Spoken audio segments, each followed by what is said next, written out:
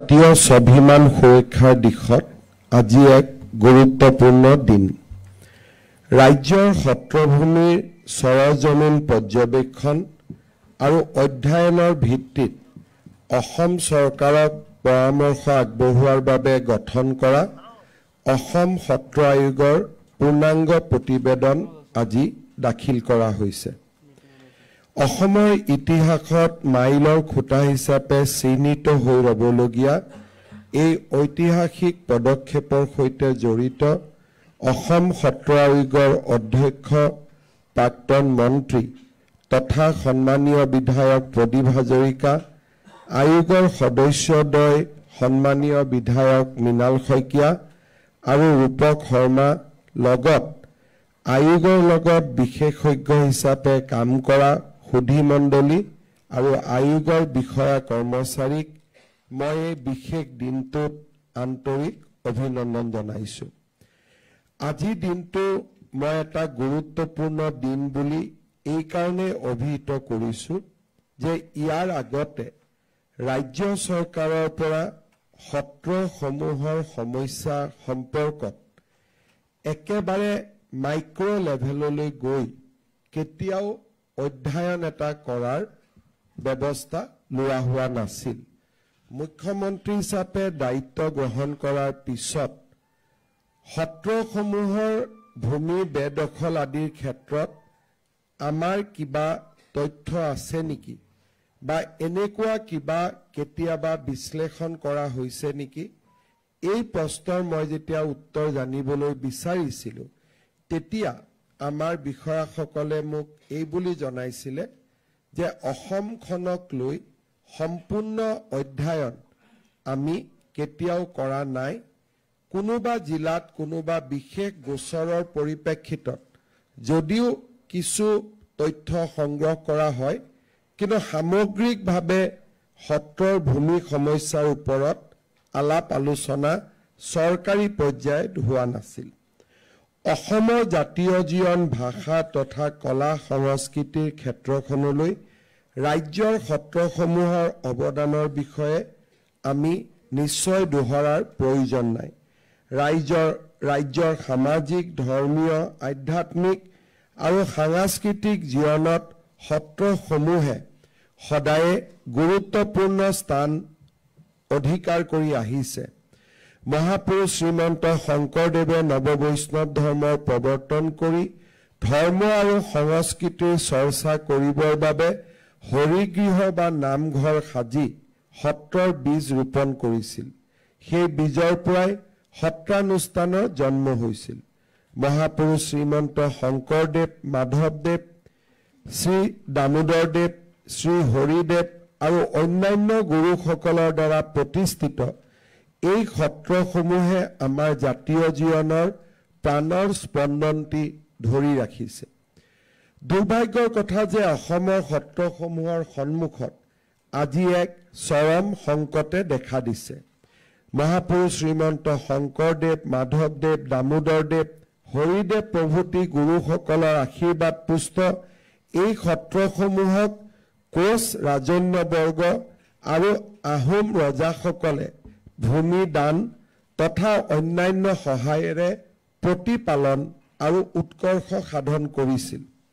আমি সকলোৱে দেখা পাইছোঁ যে আমাৰ ৰাজ্যত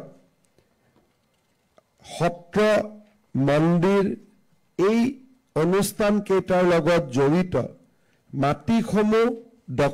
মাটিসমূহ চৰকাৰে উভতাই লৈ আইন প্ৰণয়ন কৰিছিল আৰু আইন প্ৰণয়ন কৰাৰ পিছত চৰকাৰৰ হাতলৈ যিসমূহ মাটি উভতি আহিছিল সেই মাটি চৰকাৰে নিজেও সংৰক্ষণ কৰিব নোৱাৰিলে আৰু সত্ৰসমূহকো মালিকী বা অধিকাৰ স্বত্বৰ পৰা বঞ্চিত কৰিলে। যদি আমি দেখা পাওঁ যে আজি বিভিন্ন মন্দিৰ, সত্ৰ, নামঘৰৰ দেৱোত্তৰ ভূমি আইনৰ অধীনত সত্ৰৰ পৰা ওলাই গ'ল, কিন্তু চৰকাৰৰ হাতত সেই সমূহত কোনো আঁচনিও নাছিল যে আমি কাৰোবাক এই ভূমি পট্টন দিওঁ। যিসকল ৰায়তী বুলি আছিলে তেওঁলোকে অধিকাৰৰ পিছত অধিকাৰ বিক্ৰী কৰাৰ পিছত এটা সময়ত এই ভূমিসমূহৰ ওপৰত আমাৰ সন্দেহযুক্ত নাগৰিকসকল সত্ৰসমূহৰ চাৰিওফালে বহিবলৈ আৰম্ভ কৰিলে। আমাৰ বাবে দুৰ্ভাগ্য যে মহাপুৰুষ শ্ৰীমন্ত শংকৰদেৱে ব্ৰহ্মপুত্ৰ নদীক কেন্দ্ৰ কৰি তেওঁৰ সংস্কৃতি আৰু ধৰ্মৰ বাণী ৰাইজক দিছিলে।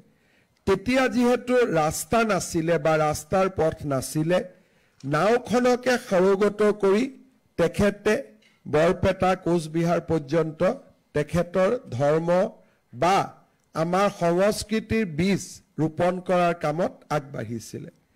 পৰৱৰ্তী সময়ত অসমত যেতিয়া প্ৰব্ৰজন হ'ল, প্ৰব্ৰজনকাৰীসকলৰ লক্ষ্য নদীপথে আছিল, অৰ্থাৎ নদীপথৰ কাষত থকা অঞ্চলসমূহতে প্ৰব্ৰজনকাৰীসকলে নিজৰ সভ্যতা গঢ়ি তুলিছিলে। ফলত সত্ৰসমূহৰ মাটিৰ ওপৰত তেওঁলোকৰ আটাইতকৈ বেছি দৃষ্টি আছিলে।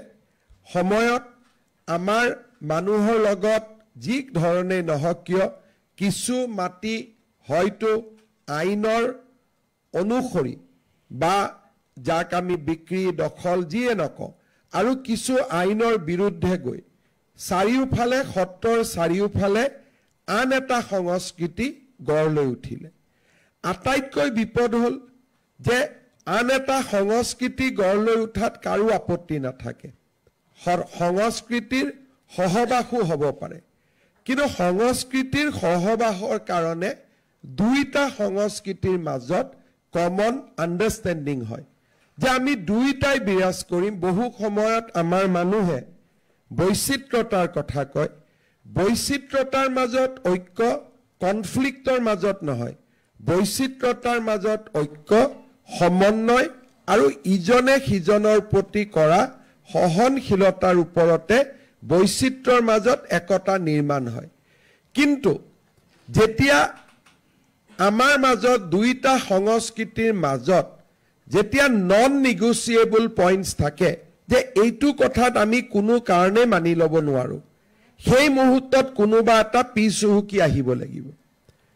অসমৰ পৰিপ্ৰেক্ষিতত সত্ৰ আৰু নতুনকৈ অহা মানুহবিলাকৰ মাজত যদি নন নিগচিয়েবল পইণ্টত আমি আহোঁ, স্বাভাৱিকভাৱে নতুন মানুহখিনি পিছুৱাই আহিব লাগিব। কিন্তু তাৰ পৰিৱৰ্তে তেখেতসকলে আমি নিবিচৰা কামবিলাক সত্ৰৰ কাষত কৰিবলৈ আৰম্ভ কৰিলে। গো মাংসৰ ভক্ষণ ইয়াৰ এটা ডাঙৰ উপাদান আৰু সত্ৰৰ লগত প্ৰত্যক্ষভাৱে মছজিদৰ নিৰ্মাণ ইয়াৰ এটা ডাঙৰ উদাহৰণ। যেতিয়া কোনোবা এখন সত্ৰৰ কাষত গো মাংসৰ ভক্ষণ হয় আৰু সত্ৰৰ নামঘৰৰ লগত মছজিদৰ আজান আহে, তাত এটা নন নিগচিয়েবল পইণ্ট আহে। যদি তেওঁলোকে কয় যে নহয় গো আমি ভক্ষণ কৰিম, কিন্তু 10 কিলোমিটাৰ দূৰত গৈ পেলাই আমি গো ভক্ষণ কৰিম, তাত কনফ্লিক্ট নাহে, তেতিয়া তাত কনচেনচাছ আহে। সত্ৰৰ কাষৰ পৰা থলুৱা লোকসকলক পঠিয়াই দিয়াৰ কাৰণে বা সত্ৰৰ মাটিত যাতে সত্ৰই নিবিচাৰে তাৰ কাৰণে দুটা বস্তু ৱেপনাইজ কৰা হ'ল। এটা হ'ল অবাধ বেদখল আৰু অবাধ গো মাংসৰ হত্যা আৰু ভক্ষণ। এই দুইটাক যেতিয়া ৱেপনাইজ কৰি দিয়ে তেতিয়া মানুহ লাহে লাহে আঁতৰিব আৰম্ভ কৰে। আজি মই বেলেগ একোৱেই নকওঁ, যদি চানমাৰীৰ কাষতে আমি যদি এটা সময়ত খিলঞ্জীয়া মানুহখিনিৰ মাজত যদি এটা মছজিদ নিৰ্মাণ কৰোঁ আৰু তাৰ পিছত যদি ঈদৰ নামত ধৰ্মৰ নামত তাত গো ভক্ষণ আৰম্ভ কৰোঁ, কাজিয়া পেচাল কৰাৰ পৰিৱৰ্তে সাধাৰণ অৰ্থত অসমীয়া মানুহখিনিয়ে পিছুৱাব আৰম্ভ কৰে।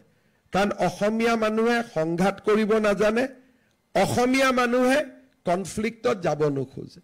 তাৰ ফলত ধুবুৰী বৰপেটা আদি জাগাৰ পৰা আমি লাহে লাহে যুদ্ধত পৰাজিত সৈনিকৰ দৰে আমি লাহে লাহে পিছুৱাব আৰম্ভ কৰিলোঁ।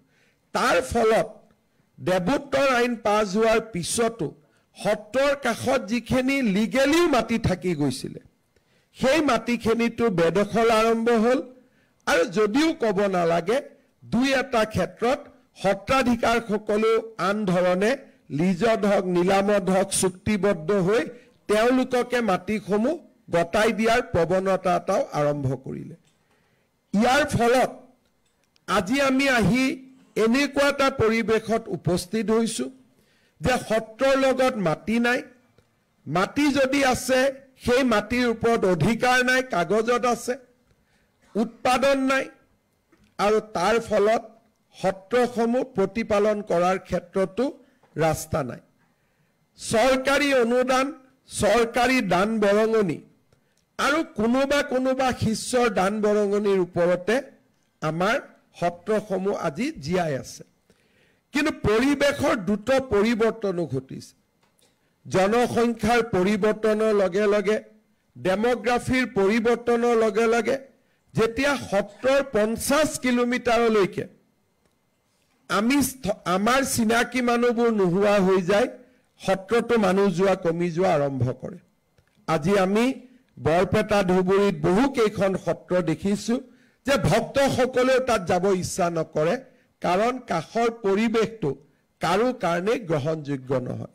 এজন বা দুজন সত্ৰাধিকাৰ বা ডেকা সত্ৰাধিকাৰ বা এজন দুজন শিষ্যৰে সত্ৰসমূহ জীয়াই ৰখাৰ প্ৰচেষ্টা কৰা হৈছে, কিন্তু সত্ৰসমূহত যোৱা আৰু ঘূৰি অহা দুইটাই খুব ক'ব গ'লে প্লিজেণ্ট এক্সপিৰিয়েঞ্চ নহয়। গুৱাহাটীৰ ওপৰত গ'লে, নগাঁও পাৰ হ'লে গোলাঘাটৰ পৰা পৰিৱেশ কিছু পৰিৱৰ্তন হয়, কিন্তু গোলাঘাট পোৱাৰ আগলৈকে যিকোনো সত্ৰলৈকে যোৱাৰ পৰিৱেশটোৱেই আমি কেতিয়াও প্লিজেণ্ট বুলি ক'ব নোৱাৰোঁ। আজি কোবাইকাটা সত্ৰৰ কথা কোৱা হৈছে, মই চেষ্টা কৰিলে তাত 10 বিঘা মাটি লৈও দিব পাৰোঁ, কিন্তু কাষৰ পৰিৱেশটো এনেকুৱা যে সেই 10 বিঘা মাটি লোৱাৰ পিছতো সত্ৰখন বহু দিনলৈ ছাৰ্ভাইভ নকৰে। যদি কাষত বৰদোৱা সত্ৰ নাথাকিলেহেঁতেন, বৰদোৱা সত্ৰৰ পৰা যদি তেল চাকি নাহিলেহেঁতেন, কোবাইকাটা সত্ৰৰ বন্তি হয়তো কেতিয়াবাই নুমাই গ'লহেঁতেন। আৰু যদি অসমত ভাৰতীয় জনতা পাৰ্টীৰ চৰকাৰ নাহিলহেঁতেন, বৰদোৱা সত্ৰয়ো বদৰুদ্দিন আজমলৰ পৰাই তেল চাকিৰ খৰচ লৈ সত্ৰ চলাবলগীয়া পৰিৱেশলৈকে লাহে লাহে যোৱা আৰম্ভ কৰিছিল। আৰু ই সত্যৰ ওপৰত প্ৰতিষ্ঠিত। যেতিয়া শিষ্যৰ পৰিৱৰ্তে, চৰকাৰৰ পৰিৱৰ্তে বদৰুদ্দিন আজমলৰ পৰা সত্ৰই যেতিয়া দান অনুদান ল'ব লাগে, সি বুজিব পাৰি যে সত্ৰখন কিমান নিসহায় অৱস্থাত আছে। কাকো ব্লেম দি লাভ নাই।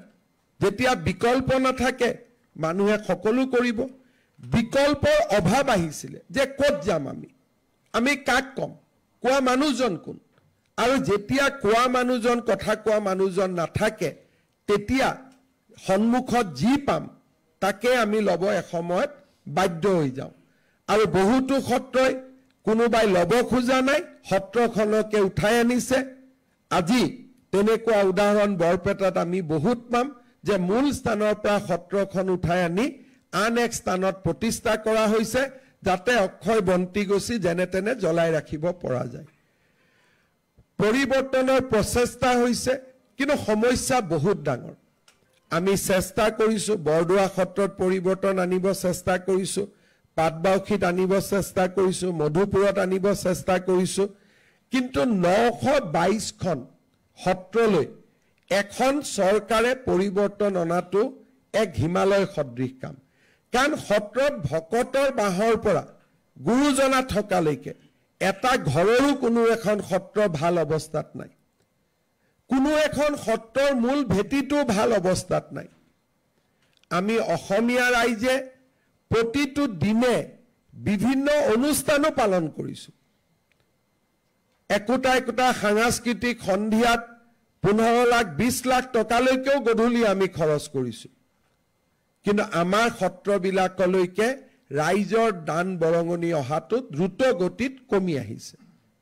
দুই এজন মানুহে কেতিয়াবা ইনিচিয়েটিভ লৈছে, তাৰ পিছত 2-3 বছৰৰ পিছত সেই ইনিচিয়েটিভ নোহোৱা হৈ গৈছে।